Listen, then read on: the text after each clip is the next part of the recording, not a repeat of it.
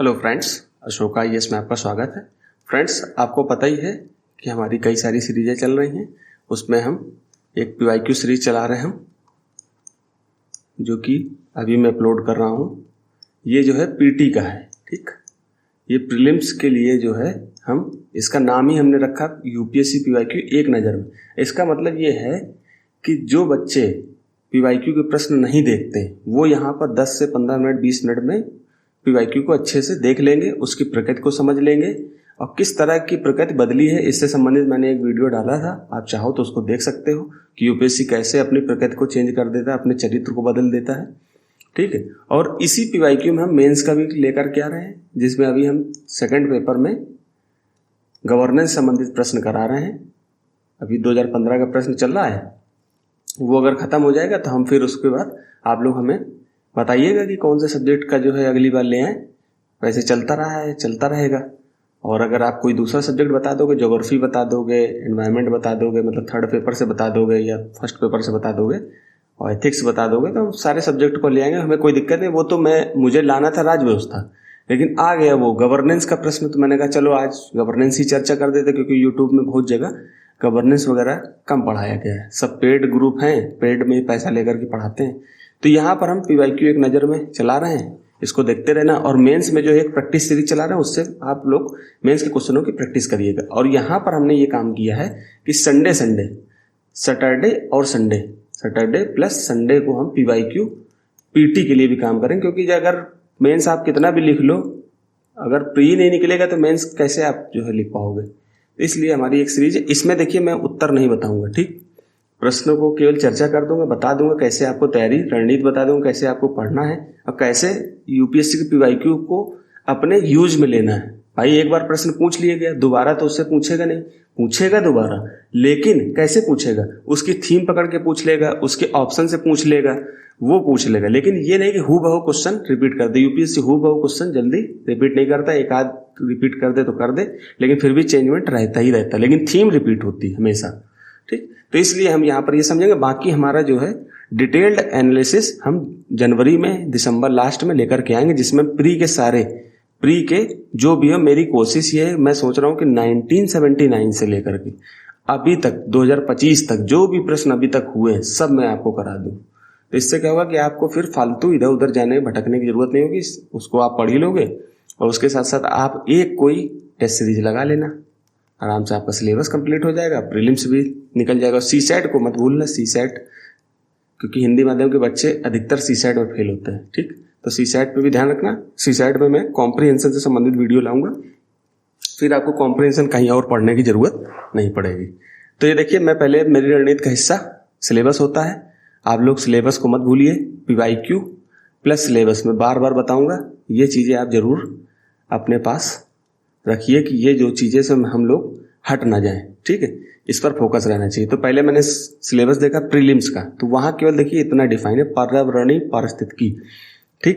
फिर उसके बाद जैव विविधता, जलवायु परिवर्तन संबंधी सामान्य मुद्दे जिनके लिए विशेषज्ञता आवश्यक नहीं है। देखिए यहाँ पर साफ साफ लिख रहा है कि इसमें विषयगत, मतलब आपको डीप में नहीं जाना बहुत ज़्यादा, ठीक। मतलब डीप में आपको घुसना नहीं है, केवल नॉर्मल आपको सामान्य जानकारी एक होनी चाहिए। अब सामान्य जानकारी कैसे पता चलेगी, तो आपको पीवाईक्यू देखना पड़ेगा कि सामान्य जानकारी में क्या है ना। तो ये चीज़ आपने इसको देखा। फिर इसके बाद हमने तुरंत जो है थर्ड पेपर में आप जाओगे, जीएस का थर्ड पेपर, वहाँ पर आपको 14 नंबर टॉपिक संरक्षण, पर्यावरण प्रदूषण और क्षरण और पर्यावरण प्रभाव आकलन, देखिए ये आपका मेन है। बाकी इसके लिए भी आपको पीवाईक्यू में जाना पड़ेगा कि भाई ये तो आपने इतने शब्द लिख दिए, लेकिन पीवाईक्यू में आपको समझ में आएगा कि इसकी परिधि क्या रही है, कैसे कैसे पूछता रहा है। तो वहाँ मेंस कम कराएंगे, तब आप देखते रहना।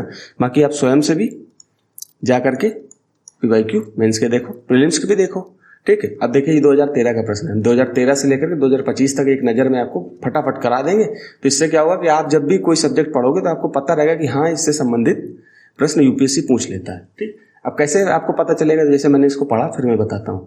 निम्नलिखित में से कौन से भारत के कुछ भागों में पीने के पानी में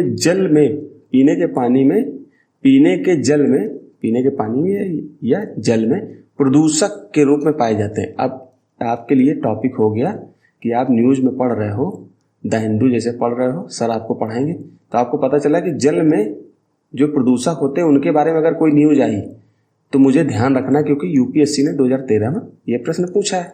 अब हमको आंसर जानने की जरूरत नहीं है, यहाँ पर आंसर मैं बताऊंगा भी नहीं, ठीक। अब जल के प्रदूषक कौन कौन से होते हैं मैंने पढ़ा, आर्सेनिक होते हैं, फ्लोराइड होते हैं, यूरेनियम होता है, सॉर्बिटल फॉर्मेल्डिहाइड होता है कि नहीं होता है, इसको देख लेना, ठीक।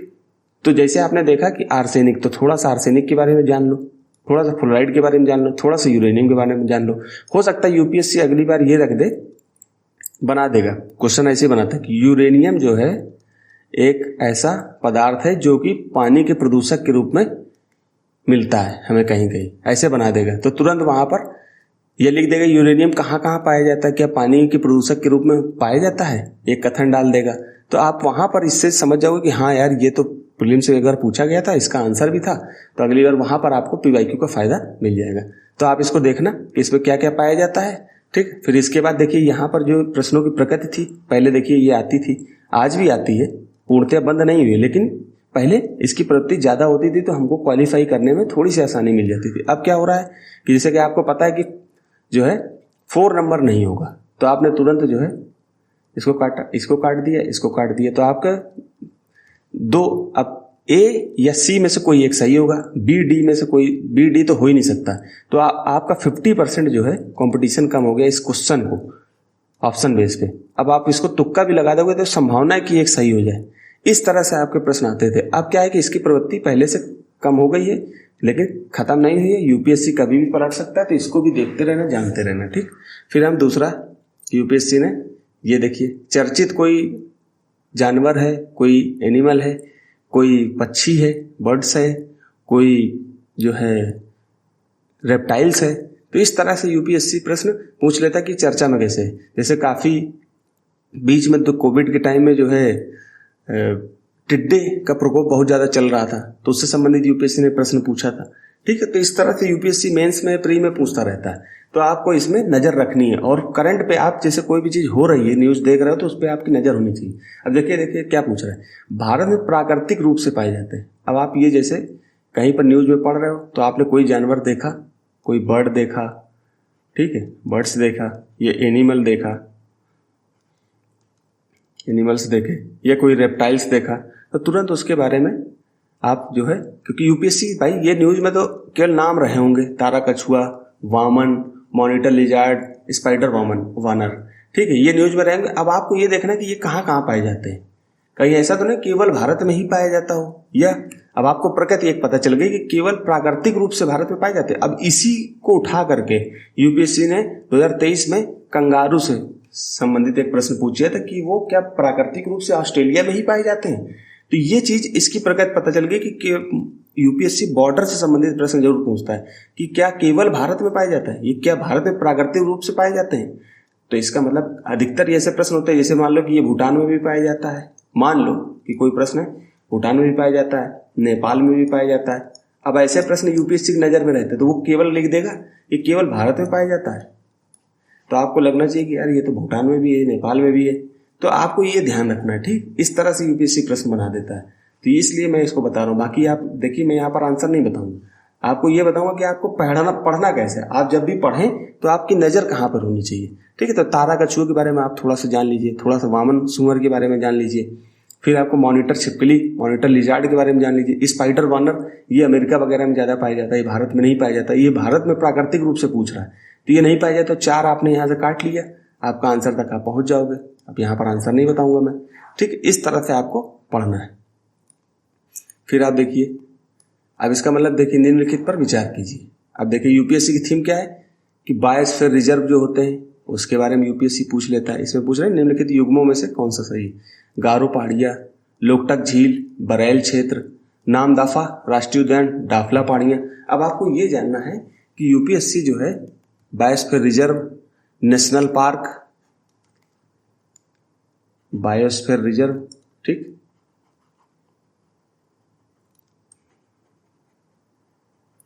ठीक, नेशनल पार्क, ठीक, इससे संबंधित प्रश्न पूछता है, ठीक, तो आपको ध्यान रखना है। फिर आपको गारो पहाड़ियाँ कहाँ पर है, तुरंत आपने जैसे भी ये PYQ देखो तो तुरंत अपने दिमाग में क्या मतलब बगल में एटलस जरूर रख लो, ऑक्सफोर्ड का एटलस इंग्लिश का, क्योंकि हिंदी में थोड़ी सी गलतियाँ रहती है। अगर सहज आप इंग्लिश में हो तो इंग्लिश से ही काम चलाओ, हिंदी कोशिश करो हिंदी वाला न लो, क्योंकि उसमें बहुत स्पष्ट जानकारी एग्जैक्ट रहती है। तो एटलस आपने उठाया, तुरंत गारो पहाड़ियों को यहीं पर देख लिया, बरेल क्षेत्र देख लिया, डाफला पहाड़ियाँ देख लिया। अब यही इससे क्या हुआ कि दोबारा ऐसा प्रश्न नहीं पूछा जाएगा। हो सकता है अगली बार कह दे कि गारो पहाड़ियाँ जहाँ पर है वहाँ पर ये नेशनल पार्क है, ये जीवमंडल है, ठीक, इस तरह से। लोकटक झील देख लो कहाँ पर है, ठीक।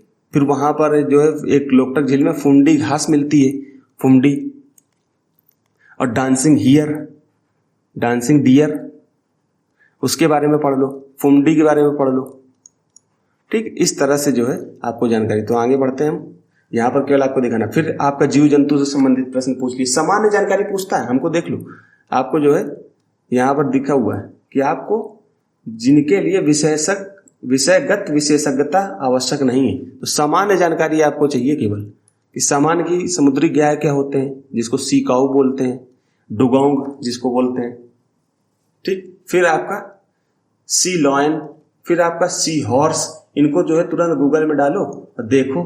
फिर इसमें पूछ रहा है स्तनधारी, तो इसका मतलब अगली बार जो है यूपीएससी स्तनधारी से संबंधित प्रश्न अगर बनाएगा तो आपसे यही से उसकी थीम यही रहेगी।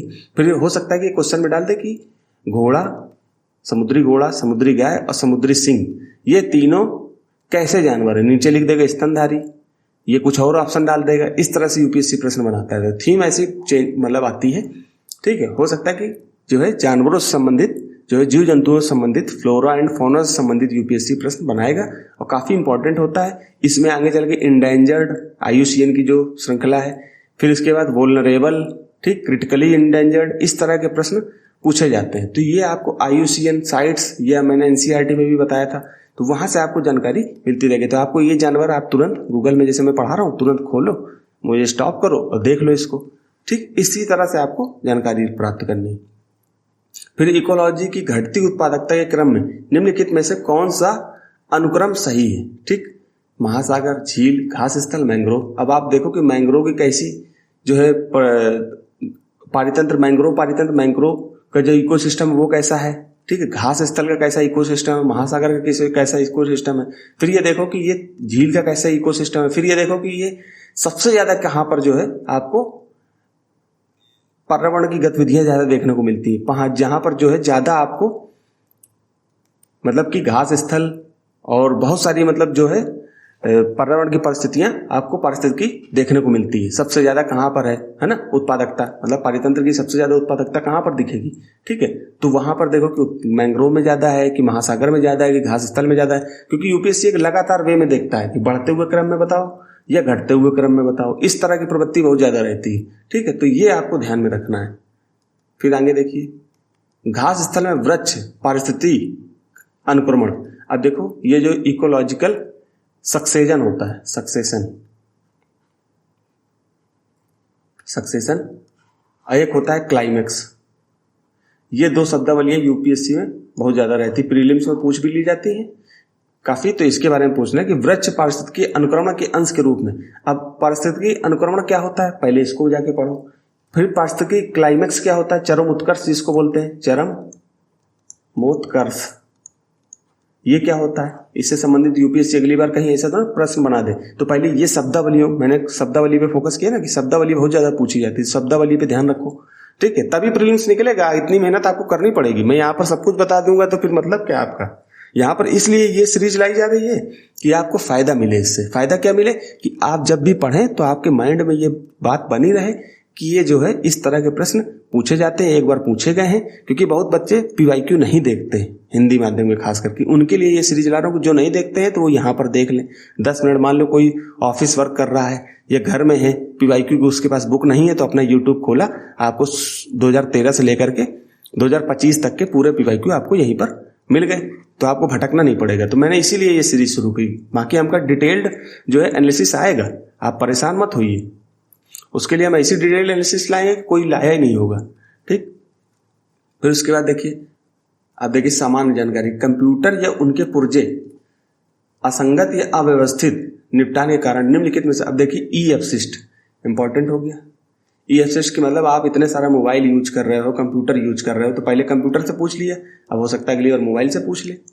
इतना जो कचरा मार्केट में फैल रहा है, हर एक के पास प्लास्टिक है, प्लास्टिक खाने में भी जा रही है, पीने में भी जा रही है, हर जगह यूज हो रही है, ठीक। अब उससे संबंधित यूपीएससी प्रश्न पूछ लिया कि ये आप सामान, अब देखिए ये आपसे इतने सारे ऑप्शन देके आपको सरल बना रहा है क्वेश्चन कि आप इनमें से किसी को तो एलिमिनेट कर लोगे कि एक चीज तो होगी जो नहीं पाई जाती होगी। आपने मान लो 5 नंबर को देख लिया कि ये नहीं पाया जाएगा, तो आप 5 नंबर यहाँ से काटिए, आंसर पे आ जाइए। इस तरह से आपको देखना है। अब यहाँ पर आंसर क्या सही है क्या नहीं है वो आपके ऊपर डिपेंड करता है, ठीक है। मैंने यहाँ पर केवल आपको सरल तरीके से बताया। हो सकता है कि अगली बार बेरिलियम से संबंधित प्रश्न पूछ ले, या आप इनको देखो यूपीएससी में कहीं पर जो है द पढ़ते समय, कोई बुक्स पढ़ते समय, तो इन पर नहीं, आप तुरंत आपकी निगाह जानी चाहिए कि हाँ यार इससे संबंधित यूपीएससी ने प्रश्न पूछा था। तो ये हमारी तरीका होता है यूपीएससी से हमको कैसे, हमको सिलेबस के इतर नहीं जाना है, सिलेबस की बाउंड्री बना करके हमको रखना है। फिर पाठ्यक्रम में खाद्य श्रृंखला, ये टॉपिक है, इसको भी पढ़ना है आपको। खाद्य श्रृंखला क्या होती है, खाद्य श्रृंखला की बेसिक इन्फॉर्मेशन यहाँ पे पूछ लिया कि आपको एक नॉर्मल बेसिक जो सामान्य जानकारी है उसके बारे में पता है कि नहीं, कि खाद्य श्रृंखला उस क्रम का निर्देशन करती है जिसमें जीवों की एक श्रृंखला एक दूसरे के आहार द्वारा पोषित होती है। फिर खाद्य श्रृंखला एक जात के समष्टि के अंतर्गत होती है। फिर खाद्य श्रृंखला एक उस प्रत्येक जीव की संख्याओं का दूसरे के द्वारा खाई जाती है का निर्देशन करती है। इस तरह से पूछा गया, ठीक। इस तरह से आपको जानना है, तो आप यहाँ पर खाद्य श्रृंखला के बारे में पढ़ना जाकर के आज। फिर आगे देखना अम्ल वर्षा। अब देखिए ये काफी, ये सब देखो तुम खुद देख रहे हो 7-8 सालों में काफी जो है न्यूज में ये शब्द बने रहते हैं। इसका मतलब आपको न्यूज में निगाह रखनी है, तभी आप इनको क्वालिफाई कर पाओगे। फिर पर्यावरण प्रदूषण, ये इंपॉर्टेंट टॉपिक है, ये मेंस के लिए भी इंपॉर्टेंट है। ये यार हो सकता है कि जैसे पंजाब में पराली जलाई जाती है, हरियाणा में पराली जलाई जाती है, पश्चिमी यूपी में जो है पराली जलाई जाती है, तो उससे संबंधित यूपीएससी प्रश्न पूछेगा कि उस पराली के जलाने से आसपास के क्षेत्रों में क्या प्रभाव पड़ता है, उससे क्या क्या नुकसान हो रहे हैं, ग्रीन हाउस गैस को प्रभावित कर रही है क्या, ये चीजों का ध्यान रखना है। तो पर्यावरण प्रदूषण और अम्ल वर्षा अभी इतना इंपॉर्टेंट नहीं, लेकिन ये पर्यावरण प्रदूषण काफी इंपॉर्टेंट है। अम्ल वर्षा क्यों पूछा गया, क्योंकि ताजमहल, इस अम्ल वर्षा के कारण ताजमहल जो है, ताजमहल का जो रंग है वो क्या हो रहा था, डल हो रहा था। इसलिए ऐसा पूछा गया कि इसमें क्या ऐसी बेसिक, अब देखिए सामान्य विज्ञान और एनवायरनमेंट को मिला के पूछ लिया, ठीक। तो ऐसे आपको जानना है, तो आपको पर्यावरण प्रदूषण के बारे में आज पढ़ना जाकर के, ठीक। फिर ऐसे 2014 के भी मैं प्रश्न लेकर के आऊंगा। फिर निम्नलिखित जीवों पर विचार कीजिए। उपरोक्त में से जैव उर्वरक, अब जैव उर्वरक के बारे में आप जानो कि जैव उर्वरक क्या होते हैं, ठीक। अगैरिकस, नॉस्टॉक, स्पाइरोगाइरा, अब तीनों के बारे में थोड़ा थोड़ा सा जान लिया। और प्लस इसके साथ में आपको न्यूज से जो है अपडेट रहना है कि उस अगली बार जो है कुछ ऐसी शब्दावली आ जाएगी, तो हो सकता है यूपीएससी उसके बेसिक इन्फॉर्मेशन के बारे में पूछ लेगा कि वो शब्दावली किससे संबंधित है। वही तो पूछ रहा है कि जैव उर्वरक में कौन कौन से हैं इसमें से, अब आपको पता होगा, आप सीधे पहुंच जाओगे। फिर आपके राष्ट्रीय उद्यान, फिर आगे देखो बायोस्फीयर रिजर्व, राष्ट्रीय उद्यान, नेशनल पार्क, ये पूछता है काफी। अब उनके अंदर मान लीजिए कोई नेशनल पार्क है, ठीक, कोई बायोस्फीयर रिजर्व है। अब इनमें से कोई हो सकता है कि नदियां निकल रही हो, कोई 2-3 प्रकार की नदियां निकल रही है, तो जो नदी उसके बीच से निकलती है तो आपके पढ़ने में ध्यान होना चाहिए कि यार इससे 2 प्रकार की नदियां निकलती हैं। हो सकता है यहाँ गंगा निकलती हो, यमुना निकलती है, तो वो यूपीएससी एक बार प्रश्न ऐसे पूछ चुका है। तो आपको पढ़ते समय केवल उसी पे ध्यान रखना। अब आपका ये दिमाग नहीं ना कि इसकी बाउंड्री कितनी है, ये इसमें कौन कौन से जानवर पाए जाते हैं, ठीक है। ये सामान्य जानकारी की जानवर तो आप जान लो कि 1-2 जान लो कि हाँ यहाँ पर फेमस किस लिए फेमस है, ठीक है, और इससे कौन कौन सी नदियां निकलती, तो आपको एक प्रकृति पता चल गई कि यूपीएससी जो है इस तरह के प्रश्नों से इस तरह के प्रश्न बना देती है। तो आपको रखना है जैसे साइलेंट वैली, अब इनको नक्शे में मैप में जाकर देख लो कि साइलेंट वैली जो राष्ट्रीय उद्यान है वहां पर कौन सी नदी निकलती है और क्यों इंपॉर्टेंट है और कहाँ पर है। इसके अगल बगल के भी राष्ट्रीय उद्यान, बायोस्फीयर रिजर्व भी देख लो, ठीक है। फिर काजीरंगा का देख लो, फिर उसके जिम कॉर्बेट का भी देख लो राष्ट्रीय उद्यान, ठीक। इनका क्षेत्र देख लो, इनसे कौन कौन सी नदियां निकल रही हैं ये जान लो, बस हो गया आपका। यही तो जान रहा है, यही तो प्रकृति है और यही तो स्मार्ट वर्क है। यही जो है इंग्लिश मीडियम के बच्चे कर लेते हैं और आपसे आगे निकल जाते हैं। आगे पढ़ो। फिर क्या पूछ रहा है, देखिए जो लायन टेल्ड मकाकू होता है वो कहाँ पर पाया जाता है, प्राकृतिक रूप से कहाँ पाया जाता है। तो कायदे से देखा जाए तो ये आपके पश्चिमी घाट में पाया जाता है, ठीक। अब आपने क्वेश्चन, आपको एक बेसिक नॉलेज है कि पश्चिमी घाट में, मान लो ये किसी बच्चे को नहीं पता है तो मैं बता देता हूँ, ये पश्चिमी घाट है, ये आपका पूर्वी घाट है, ठीक, ये पूर्वी, ये आपका पश्चिमी। अब क्या है कि यहाँ पर आंध्र प्रदेश तो पूर्वी घाट पश्चिमी घाट में आएगा नहीं, यहाँ है आंध्र प्रदेश ये क्षेत्र, तो आपने इसको हटा दिया तो 4 हट गया, ये कटा, ये कटा। अब इससे इन तीनों मतलब ए या बी में से कोई एक है, तो इनमें से आप देख लो। इस तरह से आपको देखना कि कोई अगर चर्चा में कोई जंतु चल रहा है, कोई जानवर अगर चर्चा में है, तो आपको उसके बारे में जरूर पढ़ना। फिर मृदा में नाइट्रोजन, अब इसी से नाइट्रोजन चक्र हो गया, कार्बन चक्र हो गया, फास्फोरस चक्र हो गया, इसी से जोड़ करके पढ़ लो, क्योंकि यूपीएससी ने आगे इससे संबंधित भी प्रश्न पूछा है। तो मृदा में नाइट्रोजन को कौन कौन बढ़ाता है? तो जंतुओं या यूरिया का उत्सर्जन, मनुष्य का द्वारा कोयले को जलाना, वनस्पति मृत। अब ये बेसिक टर्मिनोलॉजी, बेसिक चीजें आपको पता है, इसके बारे में पूछ लेगा। तो इसका मतलब ये जैसे शब्दावली आ जाए तो आपको यहाँ पर ध्यान देना है जब भी। इसका उद्देश्य यही है कि भाई तुम्हें ध्यान में होना चाहिए। फिर प्रकाश रासायनिक धूम, अब ये काफी चर्चा में था कि जो आपकी ग्रीन हाउस गैस है, ठीक, अब वो क्या है कि जैसे आपका जो है प्रदूषक ऊपर जाता है, मान लो वायु के द्वारा ऊपर की तरफ प्रदूषक गया और यहीं पर जो है जम गया, जमने का मतलब ऊपर आपका संघनन हो गया। अब क्या होगा, ऊपर से प्रकाश की रोशनी भी आ रही है, वो रोशनी से क्या हो रहा है कि यहाँ पर एक धूम टाइप का बन जाता है। तो उसका कारण क्या है, किस कारण से ये बनता है, तो यहाँ पर ऑप्शन दिया हुआ है, ठीक। इसको आप जा करके पढ़ना कि प्रकाश रासायनिक धूम। अब मैंने जैसे बता दिया तो इसको तुरंत जाके नेट में डालो, पढ़ो इसके बारे में क्या है। तो इससे क्या होगा कि मेरा लाने का उद्देश्य क्या हो जाएगा, मेरे लाने का उद्देश्य ये है कि ऐसा नहीं कि मैं केवल बता के चला जा रहा हूँ। बताने का मतलब ये कि आपको पढ़ने का तरीका बदलना पड़ेगा, ठीक है। आंसर बता दूंगा, आप आंसर जान जाओगे, लेकिन आंसर जान के मिलेगा क्या? आंसर जान के कुछ नहीं मिलेगा। आंसर जान के केवल ये संतुष्टि मिल जाएगी कि हाँ मैंने यूपीएससी का आंसर कर लिया, लेकिन उससे मिलेगा क्या? आगे की रणनीति क्या हो, पीवाईक्यू तो वो आ चुका, दोबारा तो आएगा नहीं। तो इसलिए हमको इसका ध्यान रखना है। फिर आगे देखिए, निम्नलिखित में से कौन सा पद, ये देखिए टर्मिनोलॉजी पूछ रहा है, केवल जीव द्वारा ग्रहण किए गए दिक् स्थान का नहीं, दिक् स्थान का ही नहीं, बल्कि जीवों के समुदाय में उसके कार्यात्मक एक्शन को दिखाता है। अब इसमें क्या दिखाता है? आवाज दिखाता है कि पारिस्थितिकी कर्मता। अब ये चारों शब्द पढ़ लेना, इकोनॉमिक इसके इकोलॉजी के सबसे इंपॉर्टेंट शब्दावलियों में से आती है, ये चारों पढ़ लेना, क्योंकि जीव जंतुओं से संबंधित ये बेसिक इंफॉर्मेशन है। यूपीएससी अगली बार इसी से हो सकता है अगली बार कह दे इकोटोन क्या होता है, फिर आगे पूछ ले पारिस्थितिक कर्मता क्या होती है, आवास क्षेत्र क्या होते हैं, आवास क्या होता है, इस तरह से। फिर आगे देखो, संसार में सर्वाधिक महत्वपूर्ण मत्स्य क्षेत्र, मत्स्य क्षेत्र, ये जो ज्योग्राफी में मैंने ये प्रश्न चर्चा किया था। मत्स्य क्षेत्र उन क्षेत्रों में पाए जाते हैं जहां उष्ण और शीत वायुमंडलीय धाराएं। अब देखिए यूपीएससी ने घुमा दिया, कई बच्चे जो है यही के लिख देंगे कि जहां पर ठंडी और गर्म जल धाराएं मिलती है, तो जल धाराएं यहाँ पर नहीं पढ़ा, वायुमंडल पढ़ा, लेकिन कड़ाक से लगा देंगे। इसको मैंने ज्योग्राफी में चर्चा करी थी, तो वहां पर पढ़ लेना कि ये जो है उष्ण और गर्म और ठंडी जल धाराओं में ही ये मिलता है, ठीक। तो जल धाराओं के बारे में पढ़ लेना। जल धाराएं एक बार आप जाकर के जल धाराएं देखना, कौन कौन सी जल धाराएं विश्व में चलती हैं, ठंडी जल धारा, गर्म की जल धारा, क्योंकि पीसीएस वगैरह में डायरेक्ट पूछ लेता है कि बेंगुलर जल धारा कहाँ पर ठंडी जल धारा है कि गर्म जल धारा, लैब्राडोर ठंडी है कि गर्म, इससे पूछ लेता है। तो पीसीएस में आपको फायदा मिल जाएगा इसका, ठीक। तो आप लोग इसका ध्यान रखना। तो समझ गए ना कि अब क्या होगा कि गर्म और ठंडी जल धारा जहां पर मिलती है, तो जो वहां की मछलियां होती हैं उनके लिए प्लैंकटन उपलब्ध हो जाता है, उनका जो फूड होता है प्लैंकटन वहां पर बहुत ज्यादा मौजूद होता है, उनके भोजन, और जहां पर उनके लिए भोजन मिलेगा वहां मछलियां दिखाई देंगी। फिर ऐसे इसको पढ़ते हैं। पानीतंत्र में खाद्य श्रृंखला, फिर आ गया खाद्य श्रृंखला, पीछे भी हमने चर्चा करी थी खाद्य श्रृंखला। ये देखिए खाद्य श्रृंखला पूछा, अब ये देखिए दो प्रश्न पूछ रहा है खाद्य श्रृंखला में, यहाँ पर भी। अब ये खाद्य निम्नलिखित में किस प्रकार के अपघटक, अब मान लो खाद्य श्रृंखला आप पढ़ोगे पूरी थीम, तो खाद्य श्रृंखला के बारे में आपको पता तो होगा ना कि कौन कौन से अपघटक होते हैं।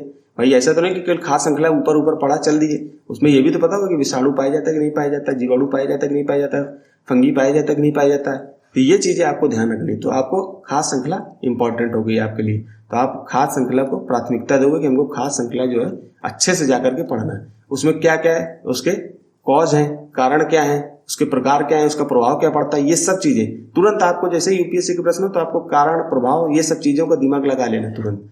फिर आगे देखिए, निम्नलिखित में से कौन सी विश्वतीय वनों की अद्वितीय विशेषता है? मैंने ज्योग्राफी में भी चर्चा करी थी, एनवायरमेंट में, क्योंकि तभी मैंने कहा ना कि पीटी के प्रश्नों को, मेंस के प्रश्नों को यूपीएससी के द्वारा आप बिल्कुल विभाजित नहीं कर सकते कि ज्योग्राफी में पाया जाएगा कि एनवायरमेंट में पाया जाएगा। ये मैंने चर्चा करी थी कि जो पेड़ पौधे होते हैं उनके बारे में जानना है कि आपके सदाबहार वन कहाँ पाए जाते हैं, सदाबहार वन कौन होते हैं, सदाबहार वन, ठीक। फिर आपके पर्णपाती वन,